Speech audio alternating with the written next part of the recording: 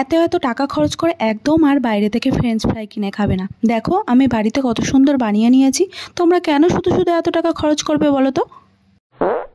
তোমাদের উপকার করার জন্যই আমার এই প্রচেষ্টা। প্রথমে আলুগুলোকে ছাল ছাড়িয়ে নেবো, তারপর ফ্রেঞ্চ ফ্রাইয়ের মতো একদম লম্বা লম্বা করে কাটবো। দোকানের মতো সাইজ করতে হবে কিন্তু, না হলে আবার খেতে ভালো লাগবে না, মনে হবে যেন বাড়ির আলু ভাজা। দোকানের ফ্রেঞ্চ ফ্রাই তো আমরা বেশি কিনে খাই, তাই না?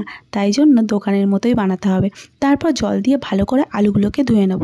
এরপর নুন জলে 5 মিনিট এটাকে আমরা সেদ্ধ করে নেব।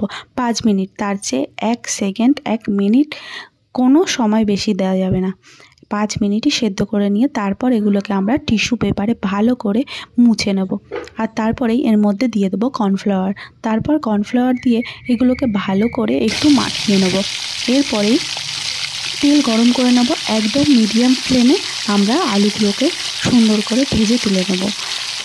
এরপর ভাজার পর আমাদের ফ্রেঞ্চ ফ্রাই প্রায় রেডি। কিন্তু তোমরা যদি আরও বেশি ক্রিপসি আর মুচমুচে চাও, এগুলোকে আমাদের আবার দ্বিতীয়বার ভেজে নিতে হবে, তাহলেই রেডি হয়ে যাবে একদম মুচমুচে ফ্রেঞ্চ ফ্রাই, পুরো দোকানের